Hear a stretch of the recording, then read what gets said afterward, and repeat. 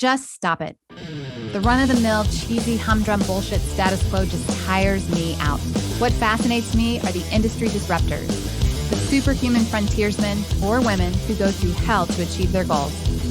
Join me as we meet and learn from those mavericks, rebels, and business leaders that aren't afraid to piss off the establishment in order to make radical change for good.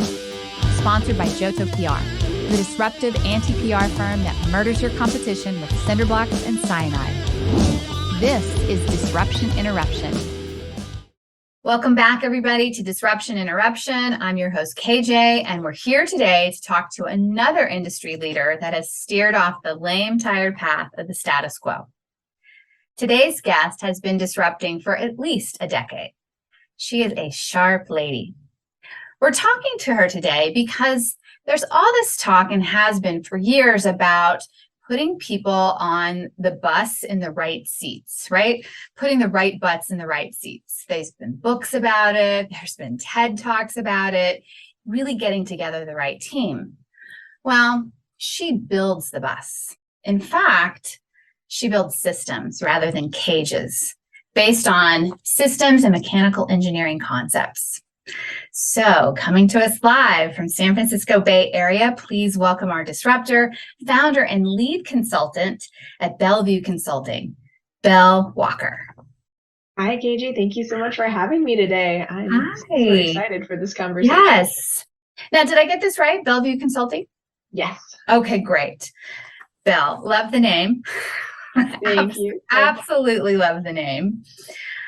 So I'm very interested in this building the bus with systems and engineering principles.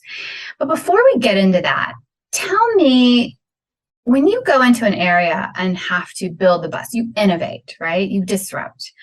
What's your main ingredient for disruption? I would say my main ingredient for disruption is a lack of context of how things are supposed to work in the world I have found myself in. In designing these structures and processes that support organizations, I come at it from this engineering perspective, trying to articulate the pain points as clearly as possible, understand what the materials available, the options are, pulling those together into a solution that really makes sense for the particular organization I'm working with. And I think I just didn't realize going into it that there were ways that it was supposed to be done, and that there were options that you were supposed to be picking from. So to some extent, I would say contextual ignorance. But in a way that has, I think, benefited over the long term. Yeah. Is it contextual ignorance, or is it just contextual ignoring?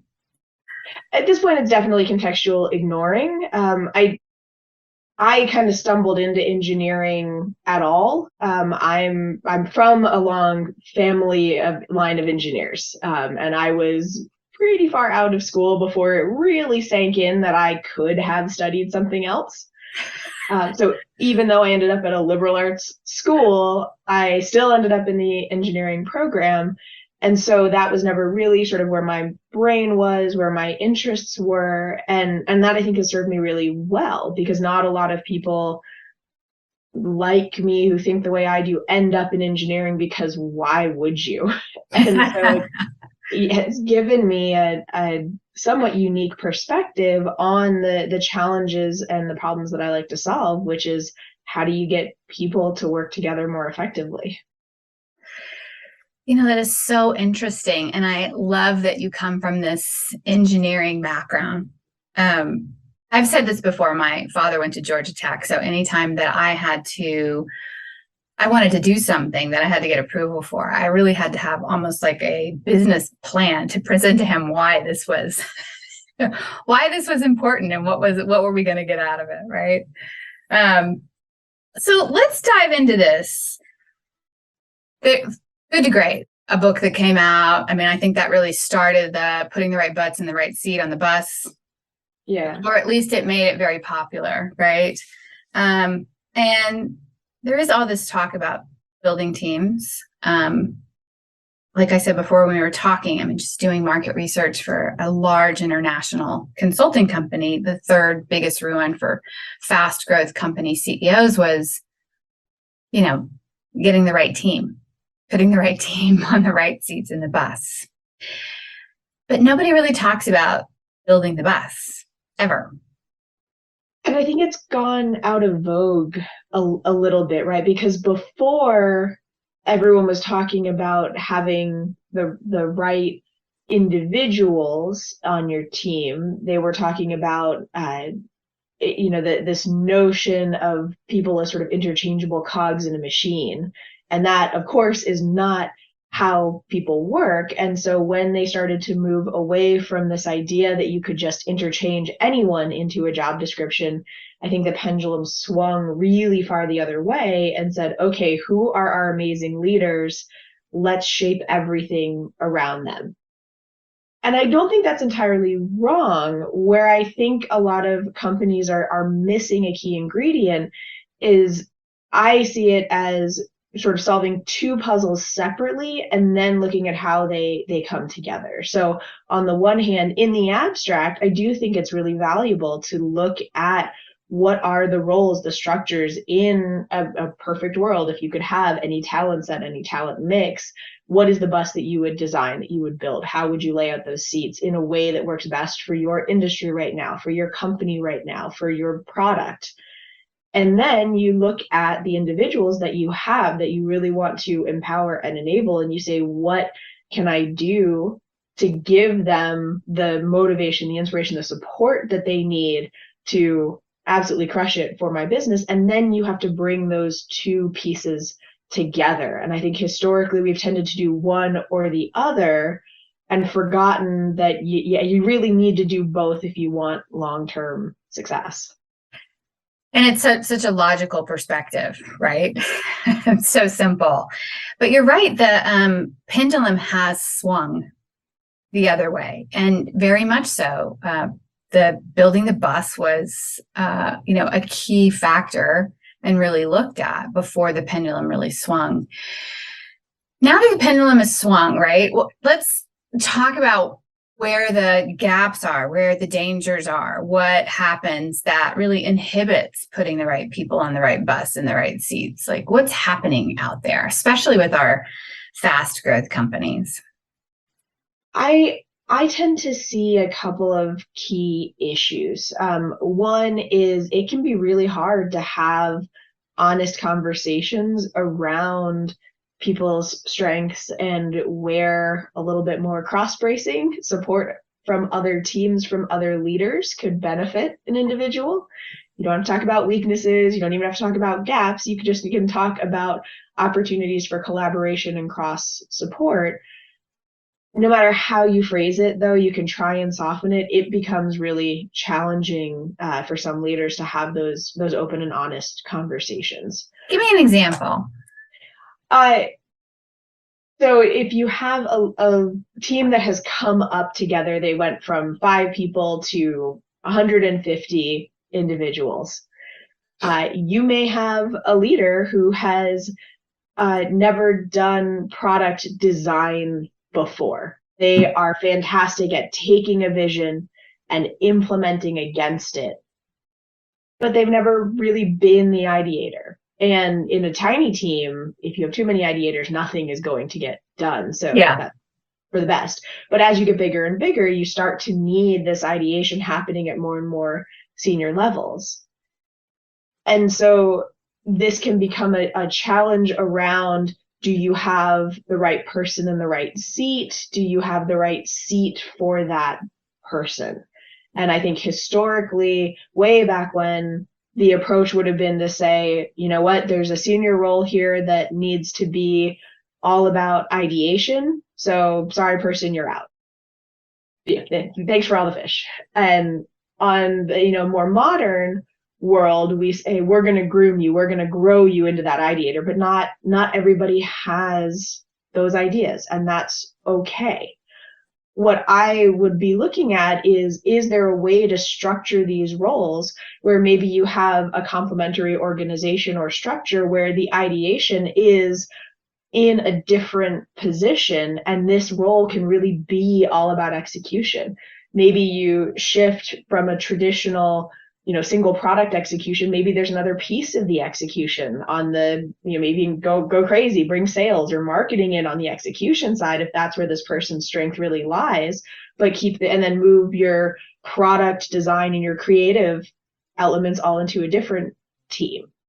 Right, you know what you need as a leader. You know where you need that creativity and all of that big thinking. You also know where you need execution. And I think we tend to assume that the top level has to be all ideation, and then the next level is all about execution. And I think there's other ways to organize it if you take a step back and really think about what is most important to you.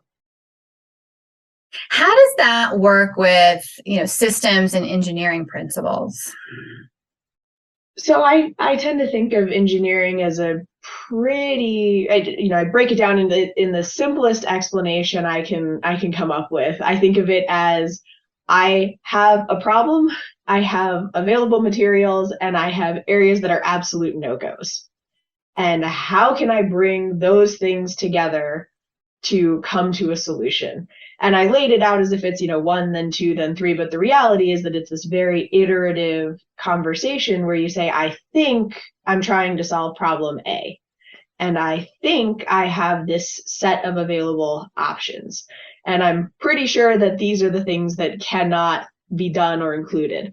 And then you cycle right back through, how you try to solve problem A. But if there isn't a good solution, you start looking at, okay, is there an A1 variant, or is there a slightly different problem that I can solve with what I have? Or if this has to be the piece that I'm addressing, have I really listed all of my available options, all of my resources? Is there something we have available to us that's not on the table?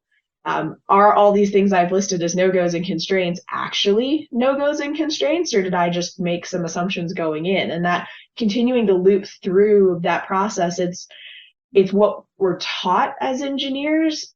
But I think when you describe it that way, there's probably very few leaders listening to this going, oh no, I would never use a process like that, right? It's a pretty basic problem-solving approach. We just get a lot more drilling in putting it to use in engineering than I think some other disciplines get the benefit of.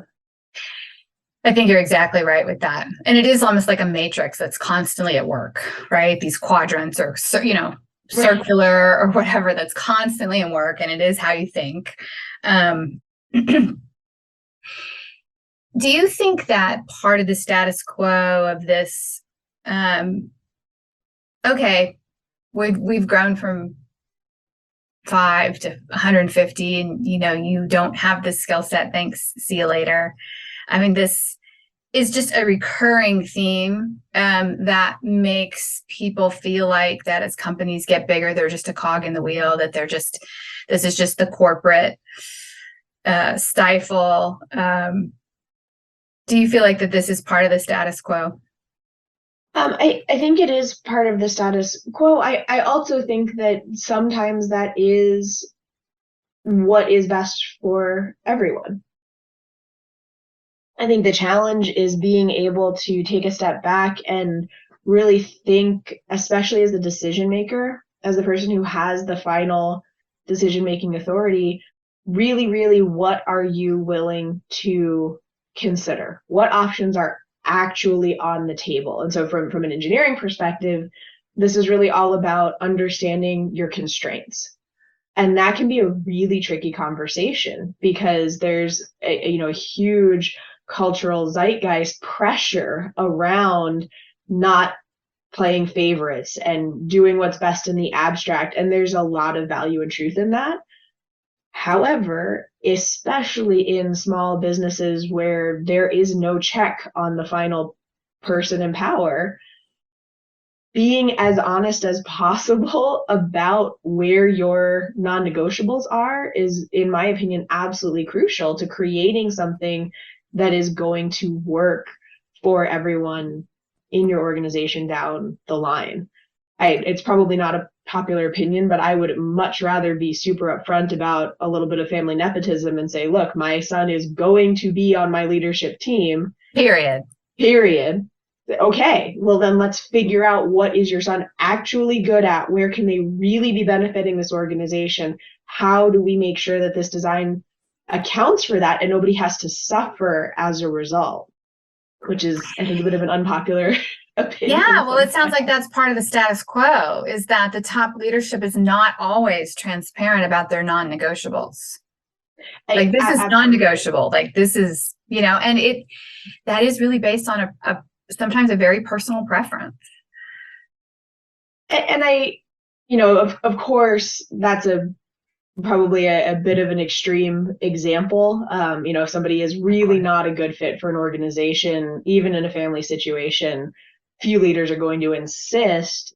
But I'm making it sound very black and white. Usually it's much more nuanced than that, right? And the conversation is going to play out more as I'm going to try and finagle this role for my son and try and justify it. And the we were talking ahead of time, and there's definitely a large part of me that feels a little bit mismatched with engineering in general, but this is one area where I'm much happier if we can just get it all out on the table and say, what are the constraints we're actually working with? If it's really that important to you that your son is part of the leadership team, great. Let's figure out how that benefits your business. Let's figure out how that benefits your team. Let's figure out how everyone can win around that constraint rather than pretending that it's not really that important to me. If there's a role for him, we'll put him in it.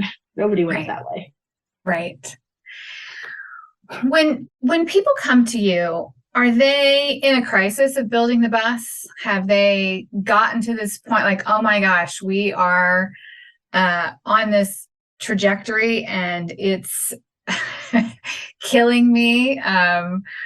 Like the team's not working well together. We thought we put people in the right seats, or like when do they have the epiphany that they need to build the bus, or do they come to you still clueless? Somewhere in the middle. So I'm going to talk about my favorite category of clients, and it's the ones who are right where you first start to need the bus. Because when you're a startup, if you're 5 people, trying to put in the kind of structure and discipline that I bring to the table is a disaster, right? You want everyone stepping in wherever they can, whenever they need to, and where that stops being true totally varies industry to industry, company to company, team to team. So there's no rule you can follow that says, oh man, I hit X people, I should call Belle.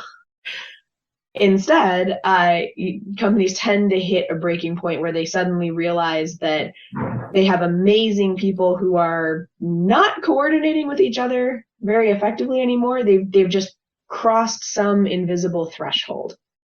And so they start to have one of the most common symptoms is they start to appoint middle managers. They start to put someone in the middle, and those people very quickly walk out the door.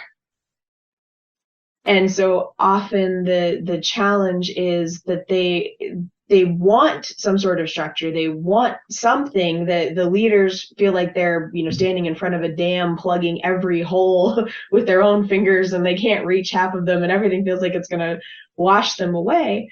And oftentimes the real challenge is that they're trying to fill the bus. They're trying to put butts in seats, but they haven't thought even for a moment, is this a charter bus? Is this a school bus? Is this a minivan? Like, what the heck are we filling? What are we trying to do? Who belongs here? What do we actually need?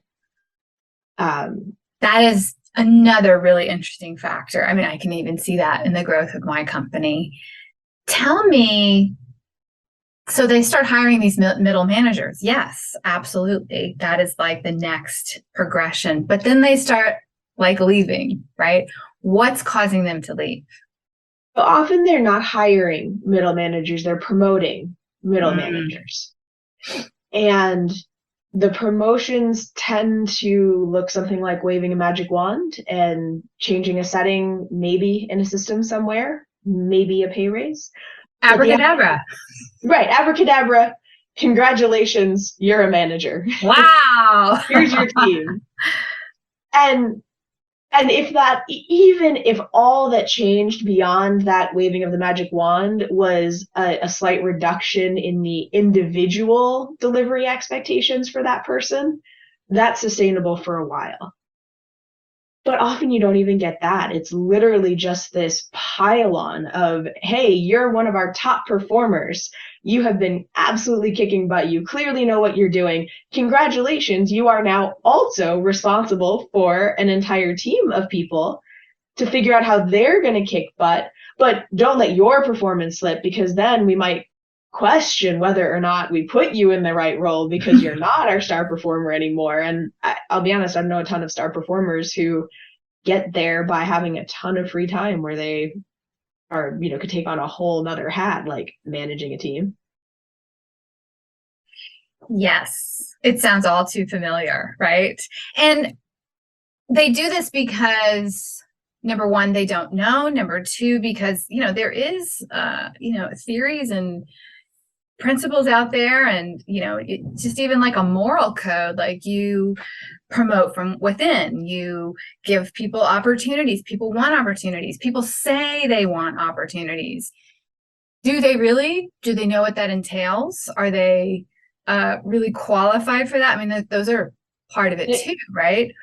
They're very real questions. And it's from both directions, right? Those middle managers are truly in the middle. There are now expectations coming at them from every direction. They probably have peers who need things from them. They now have direct reports. They still have their leaders looking sort of down the chain. And what I've seen, I'm gonna pass the buck up the chain a little bit, because one of the most common sort of challenges I see is that the leader appointing the manager is thinking something along the lines of, you are awesome at what you do.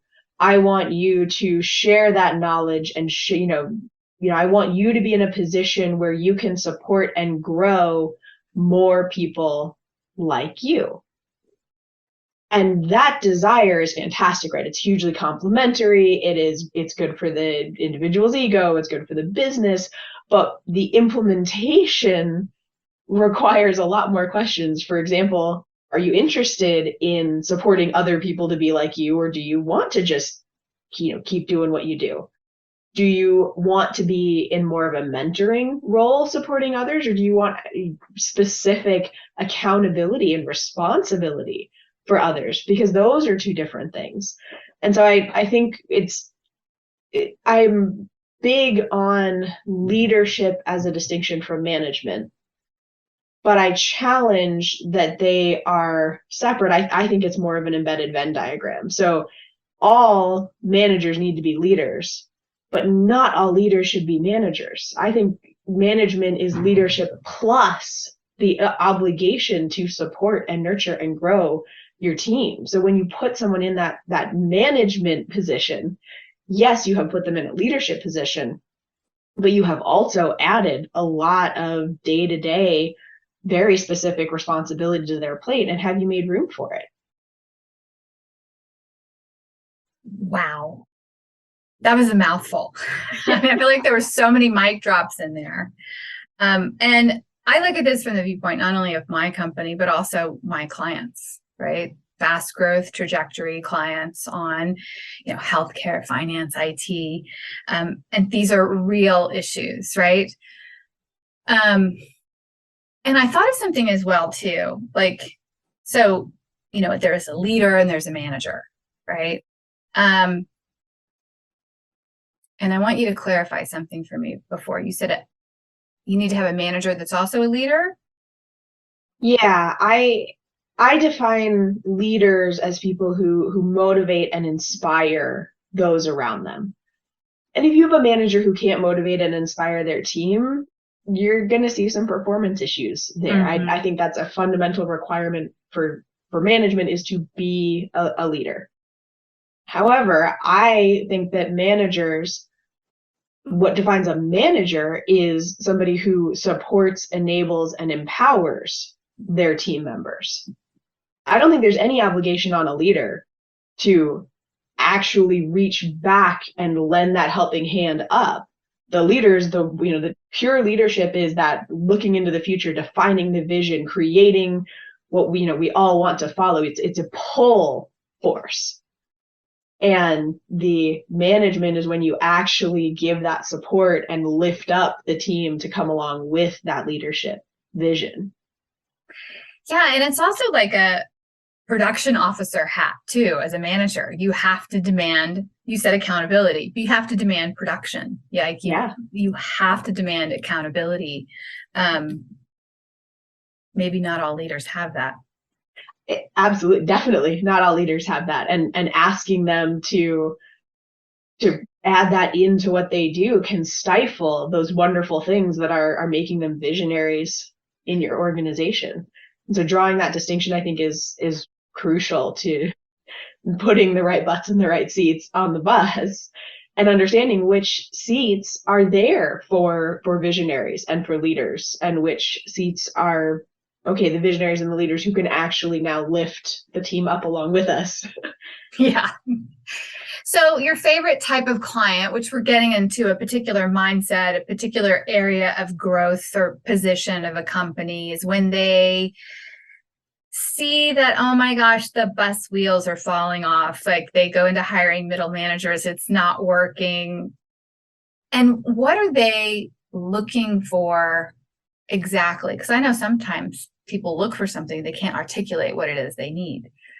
Yeah, so I came up with a motto, a tagline for my company, which is I take organizations from friction to function. And it's really abstract, but it for me has been kind of the embodiment of, it's the clearest way I've come up with to get leaders to kind of resonate with what they might, when they might need this approach or this support. Because it can be, the other thing to look for is when promoting somebody to a management role is basically starting a countdown timer to them leaving your organization.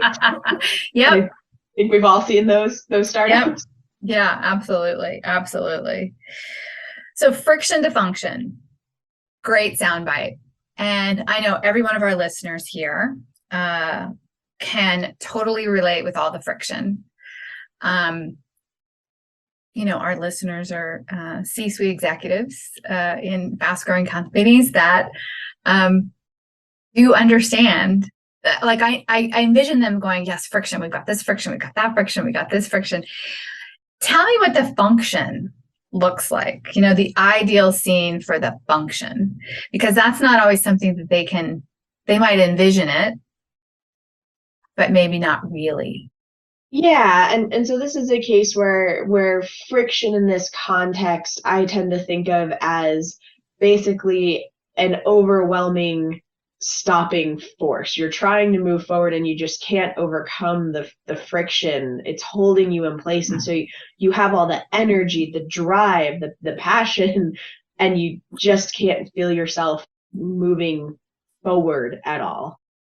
And so the function piece is about, and having that momentum, regaining that momentum, reducing the friction so that you can move forward. And the engineers listening to this call are going to love to challenge us and say, but if you have no friction, you can't control anything, you can't go right. And totally fair. The goal is to get the friction under control and make it work for you, right? There's nothing about function that says it has to be frictionless, but we do, if your defining feeling of your organization is that plugging holes in the dam or running as hard as you can and making no progress, maybe it's time to change it up a little bit.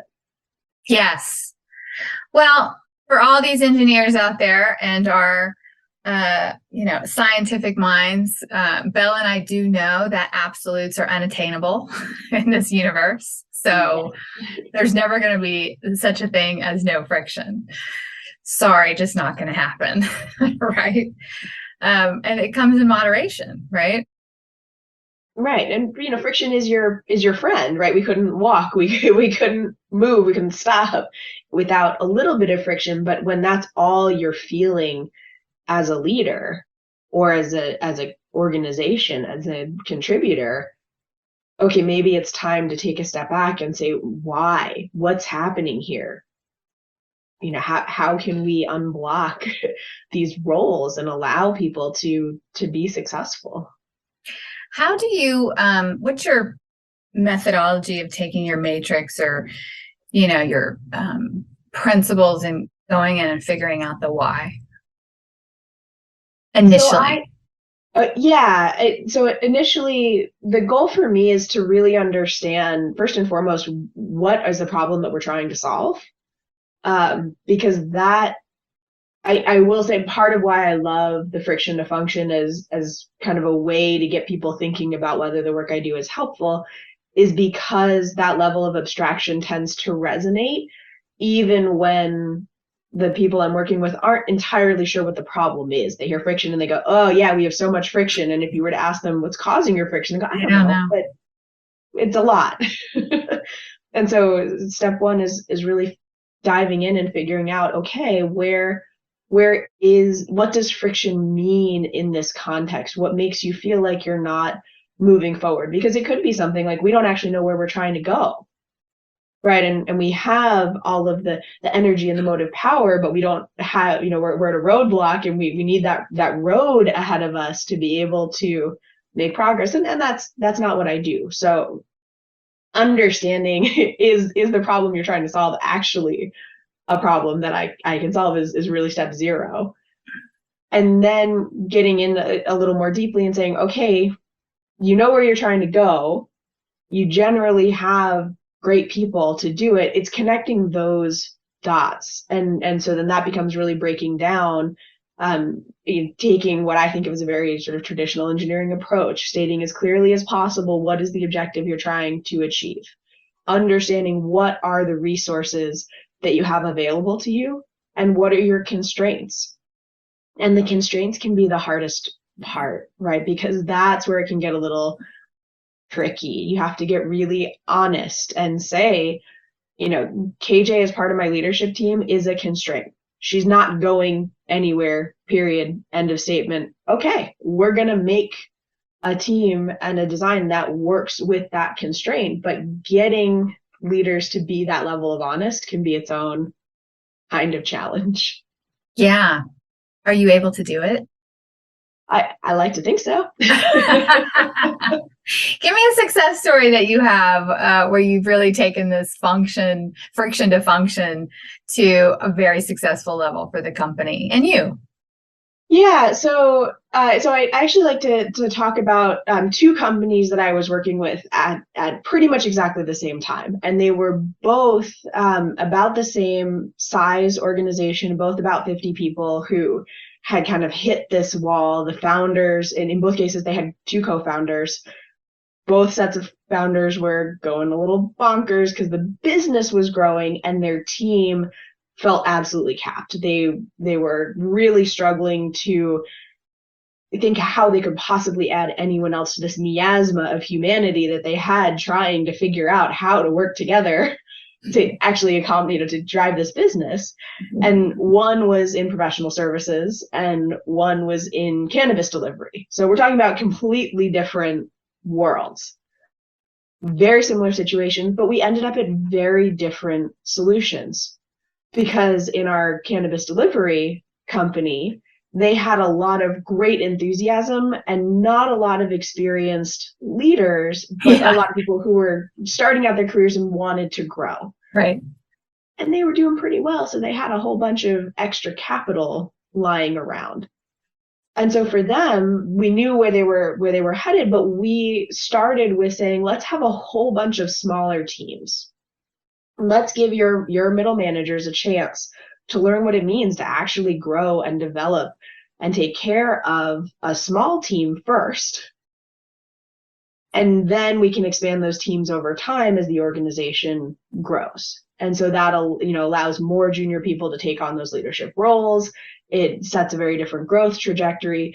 Whereas our professional services company, they didn't have quite the same margin, lots of business, right? Still growing, but not the same margin dynamic. And they generally had much more experienced team members.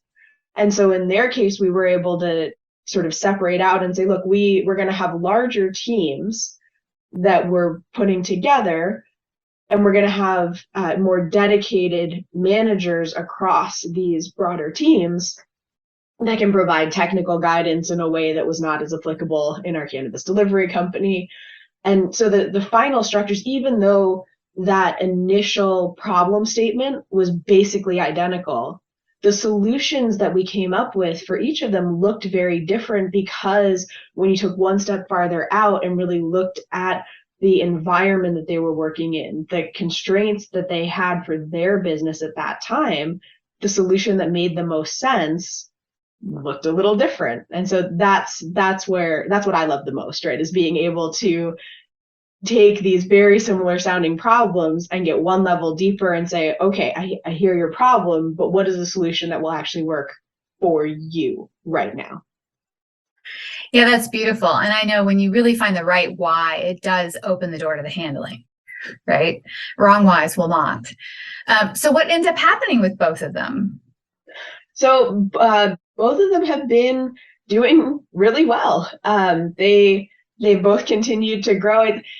This is one of the adventures of the work that I do, is when we do it well, it just becomes a non-story, right? And they continue to grow, they continue to be successful. And this was just a little bit of an inflection point that allowed them to get right back on that growth trajectory and keep pushing on forward. That's great. That's amazing. I love that. So how did you get on this particular path, right? Liberal arts, engineering family, I mean, did you have a lot of influence in thinking this way growing up, or did you like all of a sudden realize one day, like, holy crap, I actually am very good at this particular point. I'm going in this direction. How did Belle get where she is? So I've always been a bit of an extreme extrovert and a people person, and also a little impatient. And so I don't really like when things that I consider nonsense get in the way of getting work done. I have sort of an attitude of an assumption that people come to work wanting to do their best work. And that if you put barriers in their way, yeah, some of them are going to fight down those barriers and push through them and it succeed and thrive anyway. But why make them do that? Why not just get rid of the barriers so that even the people who maybe aren't as motivated to fight but still want to do great work can? And so when this sort of started to crystallize for me, even in my first role out of school, I was building an aerial photography operation, and in a much larger bureaucracy. And so I had fabulous mentors who would show me, here's how you get around this thing, and here's how you get around that thing. And coming with an engineering degree into building an operation right off the bat was, still in this very engineering college student mindset of, let's just take the tools I have and throw them at whatever problem is in front of me. And it worked. And so those influences kind of came together, and where I realized an org structure is still a structure, just like a mechanical structure. And so if you stop and start thinking about it that way, there's this old concept of, I'm blanking on the name, but this idea that people are interchangeable cogs in a machine and that you just swap. And obviously that's nonsense, right? People are not interchangeable cogs in a machine, but also cogs are not interchangeable cogs in the machine. You can't just open a watch and start swapping the gears around and expect the watch to work. Like, it's such a fundamental scientific management. That's the term. And it's nonsense.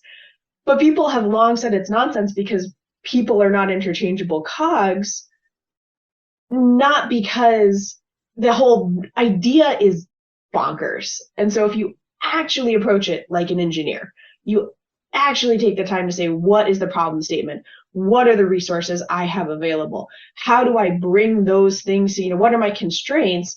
How do I bring those pieces together to solve the problem at hand? It works pretty well.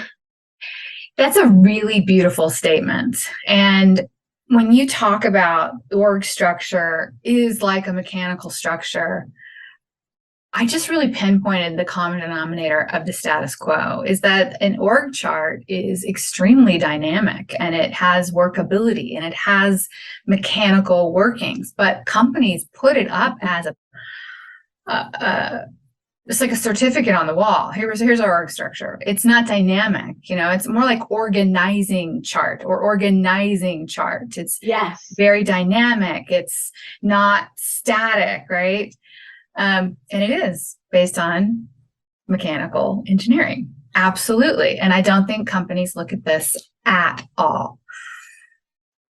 And I think there's a huge, exactly. Yes. That was so well articulated. Well, I just had the ding, ding, ding, ding, right? Like, oh, yes, absolutely. And it's what I love, right? Being able to say, here are these people, these wonderful, unique individuals with strengths and gaps, and together they can be so successful if we put them together in the right way.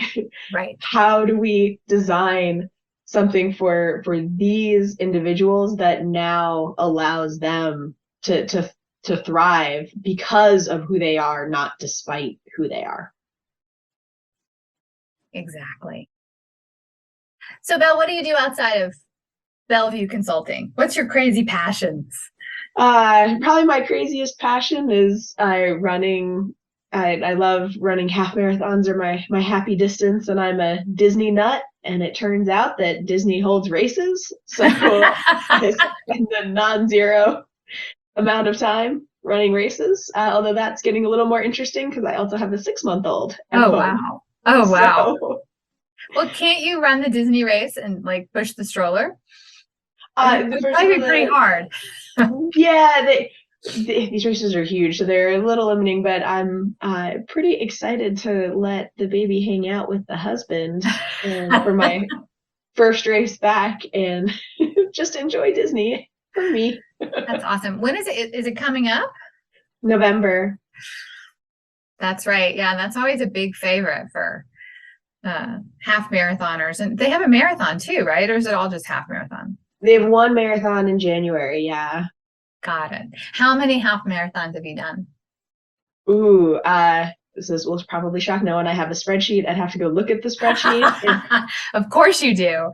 Definitely over 50. It might be over 100 at this point. I'd have to check. But I ran my first half marathon. Well, I actually walked my first half marathon in February of 2012. Training for my first half marathon, I discovered that I had a heart defect that needed to be fixed. And so I got that fixed in mid-January 2012, and they let me walk as long as I kept my heart rate below a certain level. Wow. And so that was when you did your first half marathon. So now you've done 50 since then? Yep. That's kick ass. Yeah. Good for you. I like it. Good for you. Well, good luck at your Disney. It's your first half since you've had your baby. Is that right? Oh, yes. And I'm sure because you have a spreadsheet and everything, you probably have a very planned out training methodology of how you do this. In general, yes, although I am being a little more flexible with this one because I wanted my overriding goal for this race is to make sure that I don't hurt myself and I can do more races in the future. There you go. Well, I've run a half marathon once. Yay. And that was good enough for me. I was fine with that. Totally fair. Okay, Belle, so how do people get a hold of you? So the fastest way to get a hold of me is probably through the website, which is bellevueconsulting.com. There's a contact me form there, but LinkedIn also works very, very well. Either me or Bellevue Consulting. I check both sets of messages. So. Okay, great. So Belle Walker, everyone, contact her on LinkedIn. And Belle, thank you so much. I've enjoyed this a lot. Thank you. It's been wonderful.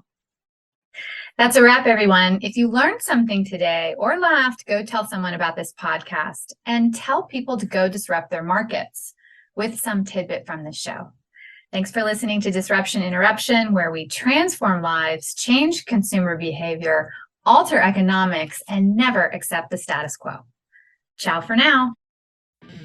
Because we live in a highly litigious society, with America being one of the top litigious countries in the world, here's our legal disclaimer. This information is not intended to be a substitute for professional public relations or legal advice. Do not disregard seeking professional legal, healthcare, or financial advice, or delay seeking professional PR or legal advice because of something you have heard here. Contact an attorney to obtain advice on any particular legal situation or problem. Use of this podcast or our website or any of its social media or email links do not create an agency-client relationship between Johto PR and the user.